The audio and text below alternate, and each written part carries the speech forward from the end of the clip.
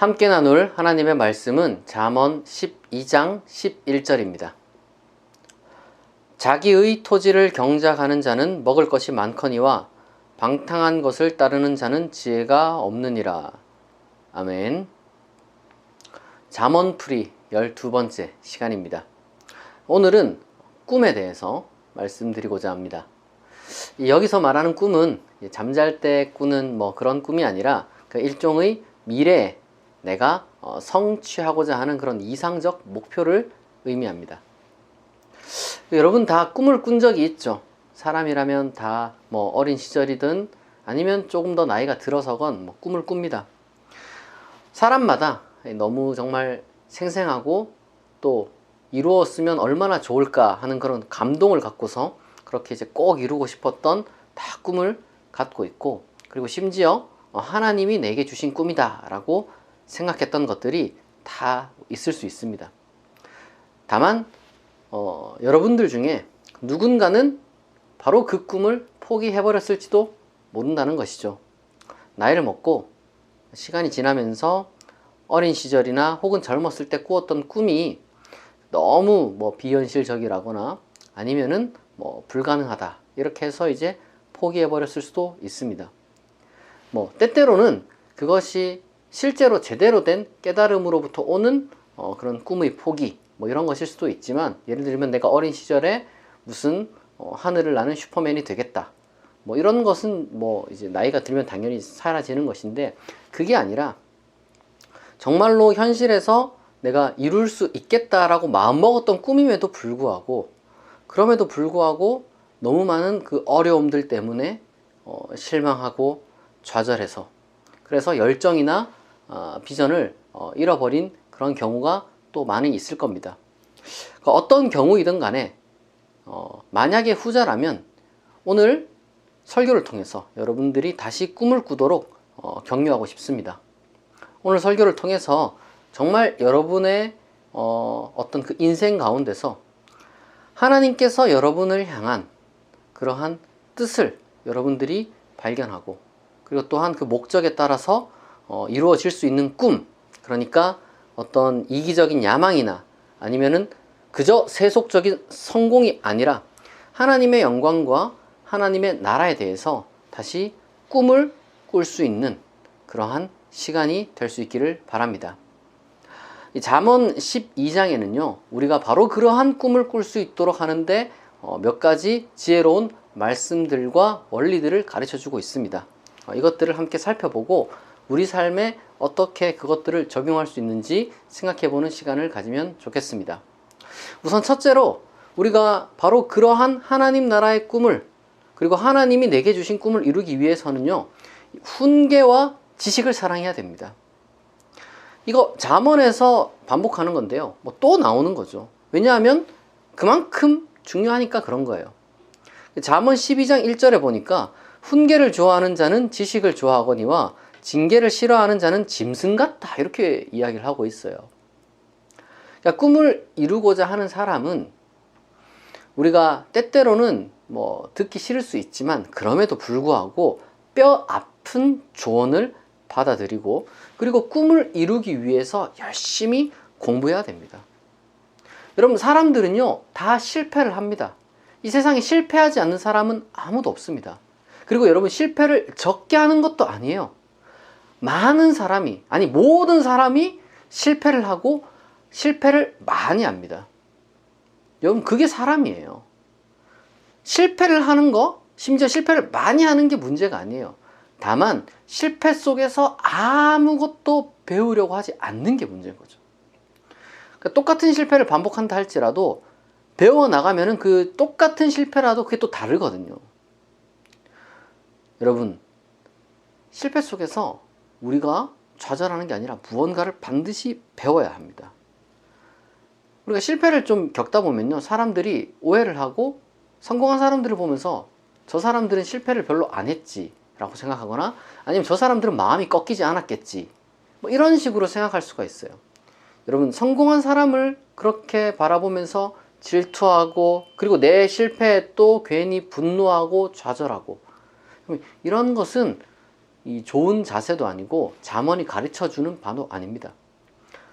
그 요즘 유명한 그 말이 있어요. 이게 뭐 격언도 아니고 인터넷에서 떠도는 말인데 멋있는 말이에요. 그게 뭐냐면은 중요한 것은 그 꺾이지 않는 마음? 뭐 이런 게 있더래요. 그 중꺾마 해가지고 중요한 것은 꺾이지 않는 마음.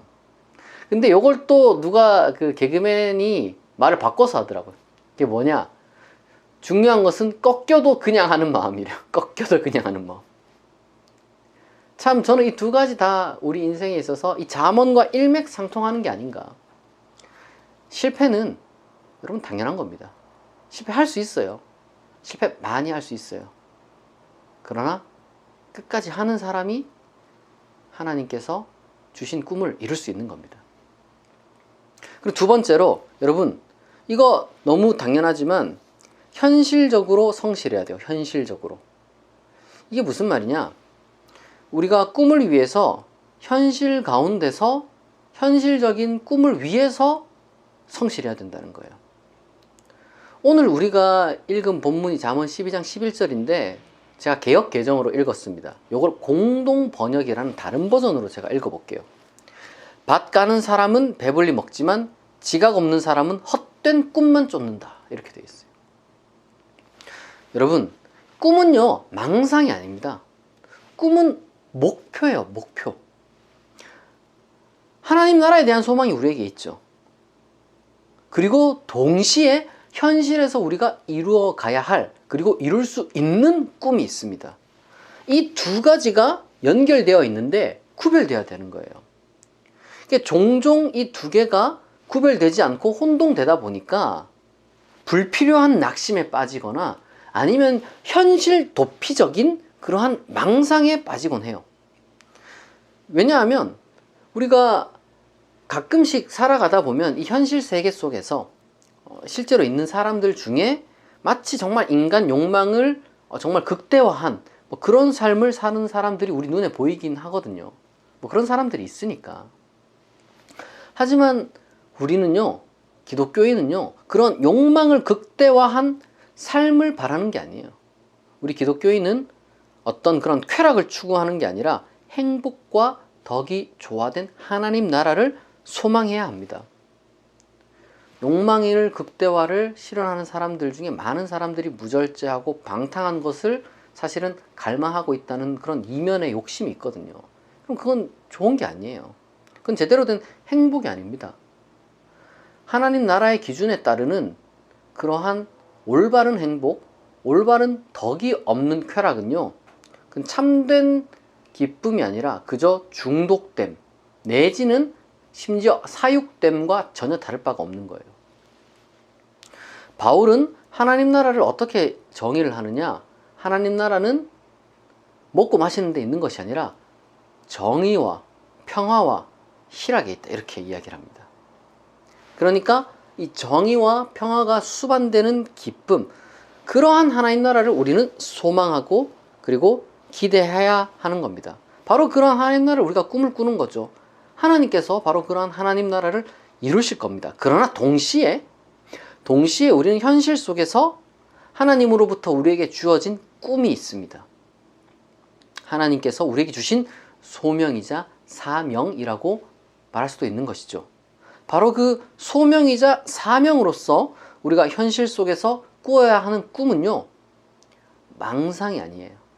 오히려 행동과 노력으로 추구될 수 있고 추구되어야만 하는 목표라는 겁니다.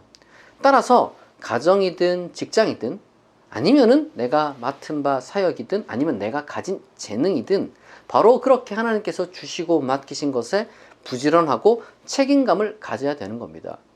그렇다면 우리는 바로 그 꿈을 이루는데 한 걸음 한 걸음 나아갈 수 있는 거예요.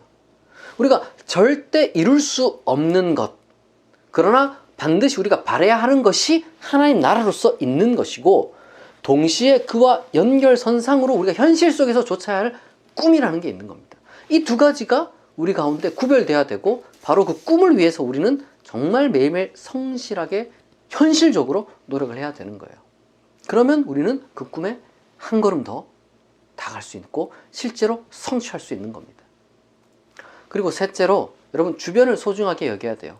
잠언 12장 9에서 11절을 보니까 이 사람과 가축과 그리고 토지를 소중히 여기고 돌봐야 된다, 이렇게 이제 이야기를 하고 있어요. 이거는 단순히 처세술을 익혀야 된다, 뭐 그 이상입니다. 그리고 무슨 어떤 동물권이나 자연 보호를 해야 된다, 그 이상이에요. 무슨 말이냐면 이것은요, 그 현재 내가 가지고 있는 재산, 왜냐하면 그 당시 때 이제 어떤 동물이나 어떤 그 경작지는 그냥 재산이었으니까, 그리고 또 내 주변에 있는 사람, 여기서는 뭐 하인이라고 표현을 하긴 했지만 결국에는 같이 일하는 사람들이거든요. 뭐 그 하인들 데리고 뭘 하겠습니까? 일을 하겠죠. 따라서 우리가 지금 현재 가지고 있는 재산, 그리고 현재 내 곁에 머물고 있는 사람, 여러분 그러한 사람을 소중히 여기고, 그리고 또 내가 가진 것을 소중히 여기는 이 자세가 너무 중요한 거예요. 내가 현재 만나고 있고 아는 사람들을 소중히 여기는 사람, 내가 가진 것을 정말 감사히 여기는 사람만이 여러분 꿈에 한 걸음 더 다가갈 수 있는 겁니다. 사람이 잔인하고 교만하고 그러면은 주변에 사람이 머물지도 않고, 그리고 또한 감사할 줄 모르면 내가 현재 가지고 있는 것을 어떻게 활용해야 되는지도 몰라요. 그러니까 있는 것에서 출발을 해야 되는 것이고, 주변에 있는 사람들에게 도움을 요청하고 함께 또 일을 해 나가야 되는 것인데, 여러분 꿈이라는 것이 완전히 아무것도 없는 것에서부터 그냥 나 혼자 할 수 있는 게 뭐 있습니까? 아니에요. 다 같이 이루어가는 거예요. 있는 데서 출발하는 겁니다. 여러분들이 꿈을 이루기 위해서라면 여러분 주변의 사람들을 소중히 여기고 내가 가진 것에 여러분 감사해야 됩니다. 그런 사람만이 지금 현재로부터 그 다음 단계를 나아갈 수가 있는 거예요. 그리고 그 꿈을 이루어가는 과정 가운데 특히 내 주변에 있는 사람들이 소중하다는 것을 여러분 절대로 잊어서는 안 될 것입니다. 꿈은 함께 이루어가는 거예요. 나도 그리고 다른 사람을 지지하면서 그 사람의 꿈을 또 이루어주는데 도움을 또 주어야 된다는 사실을 우리가 잊어서는 안 될 것입니다. 그리고 네 번째로는 정직하고 온유하게 말해야 돼요. 지난주에 입에 대해서 제가 설교했던 것을 여러분 다시 한번 상기하면 좋겠습니다. 18절과 19절을 또 제가 여러분들에게 이제 낭독을 해드릴게요. 칼로 찌름같이 함부로 말하는 자가 있거니와 지혜로운 자의 혀는 양약과 같으니라. 진실한 입술은 영원히 보존되거니와 거짓 혀는 잠시 동안만 있을 뿐이니라. 아멘. 여러분 입술의 말에는요 어쨌든 힘이 있습니다. 주술적인 힘이 아니라 커뮤니케이션적인 그런 힘을 갖고 있다는 거예요. 우리의 입술의 말은 우리 자기 자신과 그리고 또한 주변 사람들에게 심리적인 사회적인 영향을 미쳐요. 그 힘은 그리고 어마어마합니다. 따라서 꿈을 이루기 위해서 여러분 이 말을 잘 다스려야 돼요. 정직하게 말해야 되고 그리고 온유하게 말해야 됩니다. 거짓말하고 험담하고 비방하는 사람은요 결코 꿈을 이룰 수도 없고 그렇게 이룬 꿈은 당장에 무너집니다. 잠언은 그런 사람들에게 어떻게 경고를 하느냐, 재앙이 임하고 하나님께 미움받는다, 이렇게 아주 강력하게 경고하고 있습니다. 여기에 대해서는 우리가 이미 지난주에도 그렇고 많은 말을 했으니까 여러분 다시 한번 여러분의 말을, 혀를 잘 통제해야 된다, 이것만 다시 한번 기억하시면 되겠습니다. 그리고 마지막으로 다섯째, 이게 제일 중요합니다. 우리는 하나님의 때를 특히 신뢰해야 되는 겁니다. 이 성경도 특히 잠언도 이 현실 세계에서 일어나는 모순들을 모르는 게 아니에요. 다 잘 알고 있어요. 우리가 이 현실을 바라보다 보면 때때로는 이 악인들이 형통하고, 그렇죠? 그리고 의인이 고난 받는 것을 우리가 많이 봅니다. 많이 보죠. 현실이라는 것을 부정하는 게 아니에요. 지금까지 나열한 이 네 가지 원칙들을 다 지켰음에도 근데 우리가 어떤 그 꾸는 꿈이 좌절되는 것처럼 보이고 거부되는 것처럼 보이고 그럴 때가 많이 있어요. 하지만 여러분 그럼에도 불구하고 우리는 하나님이 주권자라는 것, 이 세계를 다스리는 분이라는 것을, 그리고 우리를 위한 계획을 가지고 계시다는 사실을 우리가 기억해야 됩니다. 도대체 왜 하나님이 지금 이 타이밍에 이러한 모순을 지켜만 보시는지 사실 우리는 뭐 그 순간순간에 대한 해석을 다 할 수가 없어요. 사람이기 때문에 다 할 수가 없습니다. 그러나 성경은 분명하게 하나님이 주권자시며 모든 일에는 다 계획이 있다는 것을 말씀하고 계세요. 그리고 그것뿐만이 아니라 로마서 8장 28절은 우리에게 무엇을 가르쳐 주느냐? 하나님은 자기 자신이 사랑하는 사람들, 다시 말해서 그리고 또한 자기 자신을 사랑하는 사람들, 우리 그리고 바로 나 자신을 위해서 모든 것이 합력해서 선을 이루게 하신다. 이렇게 선언하고 있어요. 우리가 이 말씀을 붙들어야 됩니다. 그리고 또한 구약과 신약, 구체적으로는 하박국과 이제 야고보서 말씀을 통해서 우리에게 주시는 말씀이 무엇이냐? 하나님은 때때로는 악한 자를 사용해서 자기의 뜻을 이루거나 그리고 의인의 믿음을 시험하실 때도 있다는 것을 우리가 기억해야 됩니다. 모든 것이 그러한 어떤 모순적인 상황들이 다르게 말하자면 진정성을 위한 시험일 수가 있어요. 내가 꿈을 너무 쉽게 이루면은 타락할 수도 있다는 말입니다. 쉽게 말해서. 너무 일찍 성공하고 너무 쉽게 성공하면은 타락할 수 있다는 말이에요. 따라서 하나님이 우리에게 때때로는 시련을 주실 수 있는 겁니다. 하지만 중요한 것은 그거예요. 우리가 그러한 시련을 통과하면 영광스러운 결과가 기다리고 있다는 것이 성경의 약속이라는 겁니다. 하나님은 분명 자기 자신의 자녀들을 사랑하시고 그리고 또한 그들에게 신실하시고 우리를 떠나지도 버리지도 않을 것입니다. 하나님이 우리에게 그 시련을 주실 수 있지만 환난을 주실 때도 있지만 그것은 우리를 좌절시키고 우리를 무너뜨리기 위해서가 아니라 우리를 오히려 연단하고 강하게 만들기 위함이라는 것을 기억하세요. 그리고 더 중요한 것은 그 과정 중에 그냥 내버려 두지 않습니다. 하나님은 기도하는 자에게 평안과 위로와 힘을 주시는 분이라는 것을 여러분 믿으시기 바랍니다. 그게 기도의 힘인 거예요. 우리가 꿈을 이루는 과정 가운데 이 기도와 믿음이 얼마나 중요한지 여러분 이 시간 다시 한번 정말 깨달으시기를 진심으로 축원드립니다. 정리하겠습니다. 여러분 하나님께서는 우리에게 꿈을 꾸게 하십니다. 그러나 우리가 그 꿈을 이루기 위해서 우리가 기억하고 실천해야 될 몇 가지가 있어요. 훈계와 지식을 사랑해야 되고 하나님 나라에 대한 소망과 내가 현실 속에서 이루는 꿈을 구별하고 현실 속에서 성실해야 됩니다.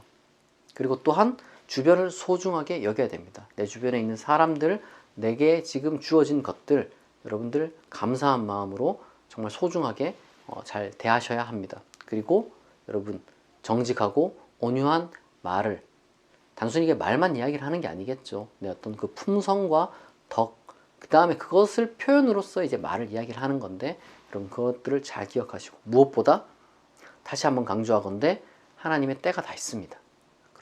그렇기 때문에 하나님을 여러분들이 믿고 그리고 또한 그 어려운 그 시련 가운데서 그것이 다 우리를 위한 것이라는 것을 우리가 인정하고 그리고 또한 그 가운데 하나님께 의지하고 기도할 때 우리가 힘을 얻고 위로를 얻고 평안을 얻어서 그 과정 중에 우리는 하나님께서 우리에게 맡겨주신 사명 그리고 우리가 꾸는 꿈을 이룰 수 있게 하실 겁니다. 하나님이 여러분을 응원한다는 사실을 기억하시고 그저 하나님의 정말 그 일을 여러분들이 하루하루 정말 조금씩 정말 살아가는 가운데 하나님 나라를 또한 소망하는 가운데 하나님께서 정말 여러분들에게 주신 바로 그 소명과 사명을 성취하길 바랍니다. 꿈을 여러분 다시 꾸세요. 하나님의 꿈을 여러분 꾸시길 바랍니다.